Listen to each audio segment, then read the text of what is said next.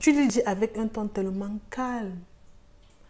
Je n'aime pas quand tu t'adresses à moi de cette façon. Je ne sais pas si tu le fais intentionnellement ou pas. Mais la manière avec laquelle tu t'adresses à moi me blesse. Prochainement, j'aimerais que tu me parles poliment, tu me parles calmement, tu me parles doucement. Bienvenue dans cette vidéo, j'espère que vous allez bien. Comme d'habitude, je voudrais vraiment vous remercier parce que je suis tellement heureuse et tellement contente que vous regardez cette vidéo pour en sortir grandi, que vous regardez cette vidéo parce que cette vidéo va vous permettre de comprendre pourquoi est-ce que c'est important de s'aimer soi-même. Cette vidéo va vous permettre de comprendre que l'amour de soi, c'est la base. Dans cette vidéo, on va parler de l'amour de soi. On va parler des raisons pour lesquelles certaines personnes n'arrivent pas à s'aimer, des raisons pour lesquelles certaines personnes n'arrivent pas à reconnaître que c'est uniquement les petites choses de la vie qui nous rendent heureux. Du coup, la première idée qui pousse souvent certaines personnes à ne pas s'aimer elles-mêmes, c'est parce qu'elles s'auto-sabotent. Elles n'arrivent pas à reconnaître les bienfaits dans leur vie. Elles n'arrivent pas à reconnaître leurs accomplissements du passé. Elles se dénigrent tout le temps. Pour elles, elles n'ont pas de la valeur, elles ne valent pas de la peine, elles ont peur, elles savent qu'on va les rejeter. Pour elles, elles ne signifient rien. Alors que elles valent beaucoup plus qu'elles ne pensent. Lorsque vous vous auto-sabotez, vous restez régulièrement dans le passé. Oh, mais non, hier, malheureusement, je n'ai pas pu atteindre mes 5 objectifs. Non, hier, il a beaucoup trop plu, du coup, je ne pouvais pas sortir. Ah, mais non, hier, j'ai raté mon bus. Hier, ma voiture est tombée en panne. Hier, je n'ai pas pu facilement remettre mon devoir à temps. Ah, du coup, je ne veux pas la peine. Du coup, c'est pas possible. À chaque fois, c'est la même chose. À chaque fois, j'arrive pas à avancer. Pourquoi les autres avancent et pas moi? Pourquoi est-ce que je suis comme ça? Mais je me déteste tellement. J'aimerais bien faire mieux, mais je n'arrive pas. Je sais pas comment les autres font pour dire qu'ils avancent. Mais bizarrement, je regarde autant de vidéos. Tout le monde raconte la même chose, mais cela ne m'aide pas. Et c'est comme ça que vous commencez avec l'auto-sabotage. Et vous vous étonnez que vous n'obtenez pas ce que vous désirez réellement parce que vous êtes vos pensées. Vous êtes ce que vous pensez. Vous êtes ce que vous pensez. Et du coup, en fonction de vos pensées, vous émettez une fréquence qui va rapporter à vous vos pensées jumelles. Donc, si vous pensez que vous êtes nul, l'univers va réunir toutes les circonstances pour que vous soyez davantage nul. L'auto-sabotage ne sert à rien parce qu'à chaque fois que vous auto-sabotez, vous restez dans le passé. Que hier, avant-hier, il y a de cela 10 ans en arrière, non. Je suppose et je suis convaincue que ce que vous voulez atteindre est figé dans le futur. Vous voulez avoir un futur merveilleux, un futur formidable. Vous voulez atteindre vos rêves qui est situé dans le futur. Mais pourquoi tout le temps être envahi par les échecs du passé? Votre esprit, votre corps, votre âme vit dans le passé alors que vous voulez atteindre les choses du futur. Pour atteindre les choses du futur, vous devez d'abord commencer par vivre dans le présent parce que vous êtes la somme de vos pensées précédentes. Tout ce à quoi vous pensez est déjà dans l'univers. Et maintenant, vous les attirez uniquement à travers vos pensées. Il y a des gens qui disent « Ah mais non, j'ai jamais eu le succès que je veux. » Tu t'auto-sabotes toi. Le simple fait que tu as validé une matière, c'est déjà quelque chose. Du coup, tu dois être fier pour cette matière que tu as validée là. Le simple fait qu'aujourd'hui, tu as pu uniquement travailler sur un objectif, tu dois être fier parce que c'est un accomplissement. Arrêtez de vous auto-saboter.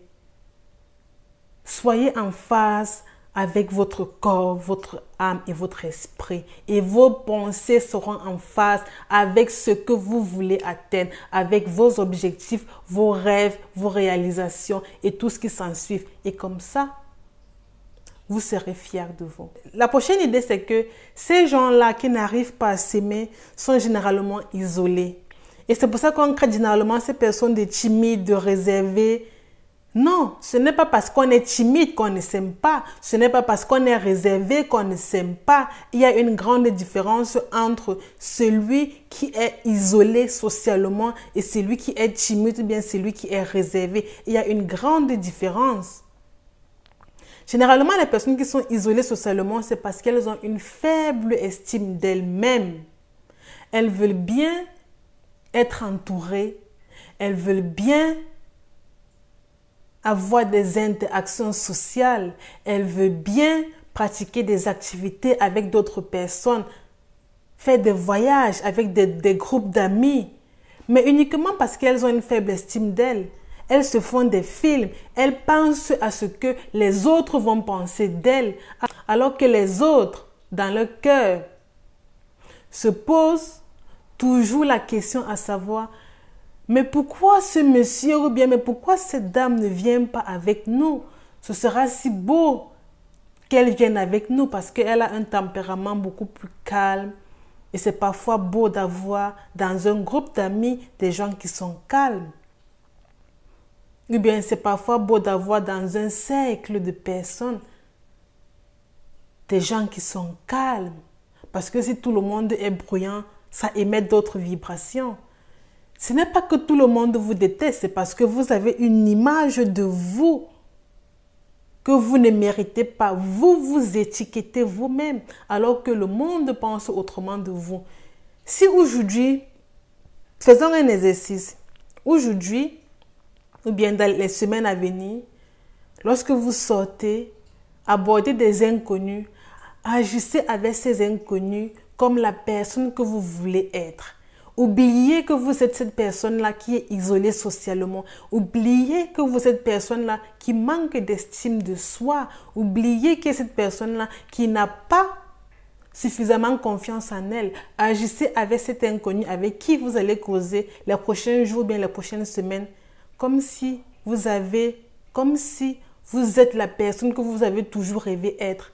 Causer avec une personne sans avoir les préjugés, ou bien sans visualiser, ou bien prévisualiser ce que cette personne va penser de vous. De toutes les façons, ce sera une inconnue. Donc, du coup, elle ne pourra vous juger sur aucune base. Elle pourra uniquement vous juger en fonction de ce qu'elle va voir là de vous actuellement, comment vous pensez, comment vous agissez et comment vous réagissez, comment vous vous comportez, et c'est tout.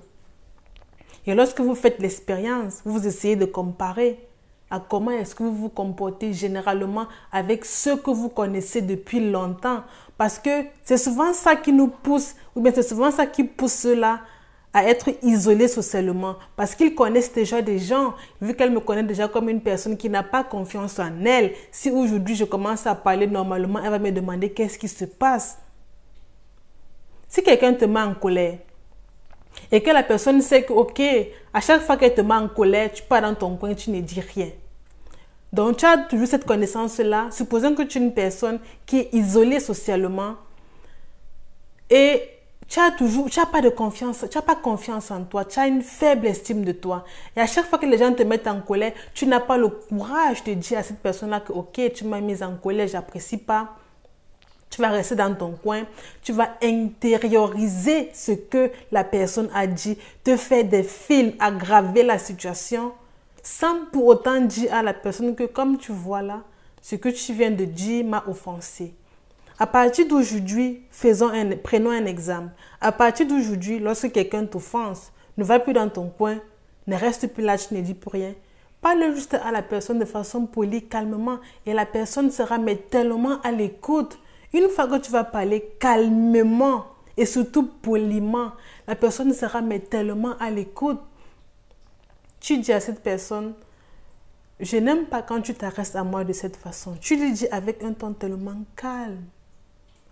Je n'aime pas quand tu t'arrêtes à moi de cette façon. Je ne sais pas si tu le fais intentionnellement ou pas, mais mais la manière avec laquelle tu t'adresses à moi me blesse.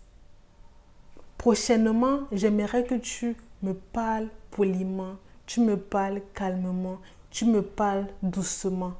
Et c'est tout. La personne va tellement se sentir, mais ouh!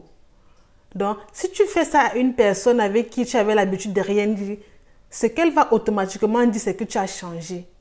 C'est uniquement ça. Ce sera le premier réflexe que, mais toi, tu as changé, hein?